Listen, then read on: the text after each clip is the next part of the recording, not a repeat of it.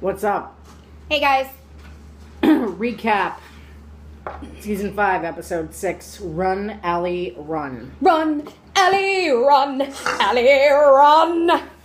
Now, Daddy, please bear with me, because I had to literally sit there last night and type all of this into my notes, because we could not find the notebook that we normally use. So, here we go. Did you miss me, bitches? A boom. Kaboom, another kaboom. Fucking kaboom. The rest of the house blows the fuck up.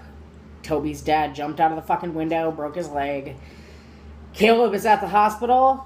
Like, I just, okay. I understand their bromance, but I wasn't exactly sure as to why he felt the need that he needed to go to the hospital. Considering it wasn't Toby that blasted out of the window and broke his leg. I guess to make sure he was okay, but I understand Spencer that, but that went there. I agree, but either way, that's neither here nor there. That was just a little bizarre. They're stating that a natural gas leak caused the explosion. Yes, and its name was A. So now we're on to Hannah and Caleb are sitting there having a conversation. He's talking about the cops riding around in clown cars, and as you said, that's the second time that they were mentioning the cops. That's something that you said, right? Yeah, the second time that Caleb mentioned the cops. Like, the first time he said, like, something smart ass about them. Like, they hand out badges to just anybody, or something like that. And then the second one, he said about them driving around clown cars. And then, as they're talking, Caleb proceeds to state that he's going to be going to Montecito. Whatever. Hannah says that she thought he was going to stick around. I'm sure he will. Whatever. That pissed me off. Whatever. I'm fed up with Caleb right now. Like, he has turned into an alcoholic. And I don't understand. He said to Hannah, you know, in last week's episode, he said, you know, I haven't seen Miranda since you left Ravenswood. But yet, hasn't he talked to Hannah on the phone, like, weeks after he stayed there? And she was like, when are you coming home? And he's like, you know, when she was asking about Miranda, and Miranda had already been dead by then. Now, we didn't watch Ravenswood beyond the first episode. But we did watch when she called. We did watch when she called, and we attempted to watch when she visited Ravenswood. But we didn't actually... Yeah, but what I'm saying, though, is she did make a phone call to correct us if I'm wrong, but she did make a phone call to him weeks after he was there. It didn't happen in PLL, it happened in Ravenswood, but I'm saying she did make a phone call to him, and she stated, like, you know, when are you coming home? Like, how's Miranda? Like, what's going on with her situation? And he said she was fine. He did say she was fine. Now, granted, he was lying because she had already been dead by then. But he said she was fine. So how she didn't know that he was lying, that he didn't know after she left Ravenswood, right. He hasn't seen her, then obviously, you know what I mean? Like, I don't know. I don't know, because apparently, as the ending... Now, again, we didn't watch Ravenswood. Somebody out there clue us in. Did he die in the last episode of Ravenswood or something to that effect? Like, they thought he was dead, something. I don't know. It's kind of pissing me off now that, like, we don't know what's going on with We should watch Ravenswood. Like, go online and watch it. Not that I would just really watch the want last to be episode. like, yeah, exactly. To at least know. Okay, but anyway, the next thing we see is Arya and Ezra are talking about Shauna. He's looking into Bethany Young and Mrs. D having a connection since she was buried in her yard, and did A possibly kill the both of them? He's back on the case. Here he goes. He interviewed the staff at Radley. Which, how? Exactly, and I'm coming to that. And he thinks that Bethany Young's name came up while working on the book. Now, the thing of it is that... Unless his family owns Radley. Exactly. Unless there's some kind of a connection, or him and Ren are so chummy that he was going against his job and actually divulging information, because as you saw from the conversation that Spencer was having with E. Lamb, He couldn't give any information, although he did drop off that drawing. Whatever. Which I called it. Yes, you did. I called it. But that's a total violation of the Protected Healthcare Information Act, which... HIPAA. I'm a medical biller. HIPAA, the Healthcare Portability and Accountability Act, which does not allow them to give any kind of information. Especially to a reporter.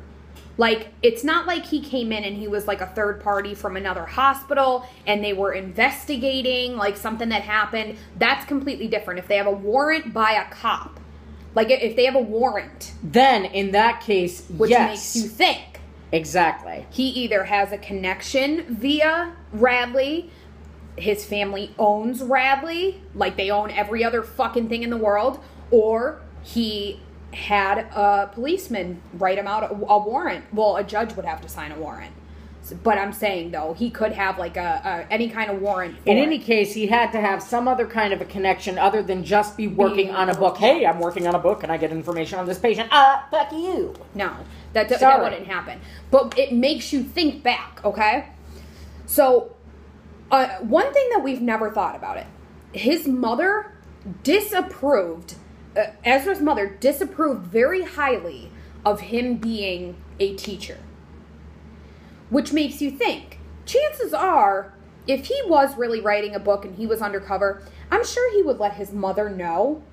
So, what did she think that? Like, did she disapprove of him being a writer? And she just said teacher the whole time to save his butt in front of Arya or whatever? Or did she not know? Then again, she did disapprove of Arya as well. Yeah, so. But I'm saying, though, like, how do you, like... I don't know. I don't know how your parents don't know what your career is or what you went to school for. How does he go to school to be a teacher? And I understand you could be a reporter, you know, whatever. You don't really need an education. Well, theoretically, you should have an education. But that's what I'm saying. You don't need it to write a book. As long as you have connections, you could pay. I could write a book that is not even in English and pay to get it like my sister wrote a book and paid to get it published. That's what I'm saying. You just need money. But what I'm saying is, for him to have the connections he has to have he legitimately has to be a journalist. Which means, how the fuck is he working at the school? Did he go to school for both things? He graduated on time. He could have minored in one and majored in the other. But that's what I'm saying, though. Like, how, I don't understand. Like, to be a teacher, you need to go through a lot of schooling, especially he went and taught at Hollis, which is a completely different than teaching high school. If you're going to be a professor at a college, you need to go through a lot more schooling than just high school education. You need to have 6 years schooling to be, I've looked into it. Mm-hmm. You need to be a professor at a college, you need to have 6 years of schooling. So, like, where do these people get these fucking jobs from? I want to live in fucking Rosewood, where I could be a cop, or I could be a fucking, a writer, or I could be a fucking astronaut, or I could be a fucking a cowboy. Like, what the fuck? You could also have 45 degrees. Yeah, like, what the fuck? There's just so much... There's so many holes in this story. You can be a doctor of every fucking profession that there is to be a doctor. It's annoying, because they're making it impossible for us to figure things out. That's what I'm saying. Now, the other thing that we also saw as we paused and rewound 4,500 times is that the Board of Trustees meeting minutes was on the left-hand side of the paperwork that Ezra was looking at. And Jessica De Laurentiis was on the top of that list, as well as Brian Holdman.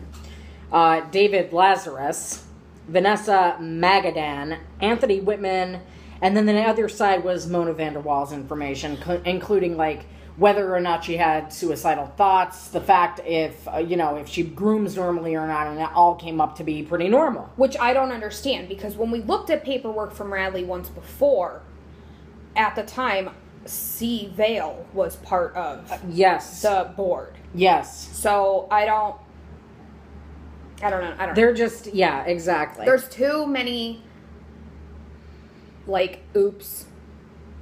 Or are they? Well, I would think so, because there's way too many of them for it to just be like, you know what I mean? Yeah. Yeah. There just, yeah, exactly. There's too many, like, oops. Or are they? Well, I would think so, because there's way too many of them for it to just be like, you know what I mean? Yeah. Well, I would think so, because there's way too many of them for it to just be like, Next, we see Peter Hastings. Finally gets his Peter out of the friggin' bush, and Spencer is talking to him and says that you know that he lied. Out of the bush, that sounds so wrong. And that the pills, I meant it to sound that way, the pills, holy shit that I have to type fast. The pills that were used to kill Mrs. De Laurentiis are sitting in his medicine Exactly. bag. He said that he wouldn't take a life, even to cover for her, and then him and Melissa drove to the lake to talk. Unless he's fucking his daughter. I don't believe any of this shit. I don't believe anything that comes out of that fucking bullshit Peter's mouth. Okay? I don't believe it. I'm not saying he killed Mrs. De Laurentiis. That is not what I'm saying. I believe he didn't kill Mrs. De Laurentiis. Do I think he has an idea of maybe who did or who tried to or who had motive to? Yeah, I believe he does. And I don't believe that she, his mother hired her mother hired a private investigator, as well as they both did before all of, when they thought Spencer did it, whatever. I would think he still believes that Spencer had something to do with Allison. Mm-hmm. Which doesn't make any sense, because why wouldn't the mother then? Exactly. Is she using the same private investigator? Right. Do you know what I mean? Yeah. To find out stuff about him? Like, what's going on with that? That's just, it's confusing. Next, we see Aria and Spencer having a conversation via a lunch that looked too good to be made in a school cafeteria. Yeah, what the fuck? Pasta and a salad and a fruit cup on the side. Why are those doing that? Because they're cooking? Is that normal for them to be melting? Yeah, they're fine. They'll perk up when you friggin' put them in the sauce anyway. How many minutes have you had? Sorry. I didn't time it. Fucking A. Give them another 5 minutes and check them again. Okay. You don't want them to burn. So, anyway, to make a long story short on this part of the conversation, Aria tells Spencer that she's back with Ezra. There was a little oops. Twice. And Spencer proceeds to tell Aria, what are you doing? You couldn't sleep. You couldn't eat. Hello. That pissed me off. Toby. Yeah. Fucking low. Really. She has no fucking room to talk, because Ezra was writing a book. He has said it before. In theory. He has said it before. He knew who she was when he met her, but he never said, like, oh, I knew who you were when I met you. That's why I was with you. No. He actually, I don't care what anybody says, I'm starting to have a little bit of bad feelings towards Ezra now. I'm starting to think maybe he's not as good as we all thought he was. But all I'm saying is that I really honestly believe that he really does care about Aria. But my thing is if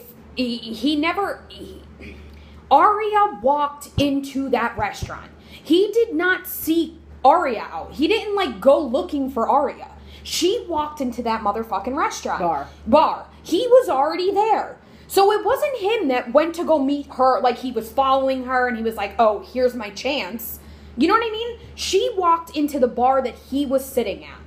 But then again, we didn't see any off-screen shots where he might have been, actually. Like what? She came from the bathroom, but she just ordered. She didn't have a drink sitting at the bar. She literally just sat down.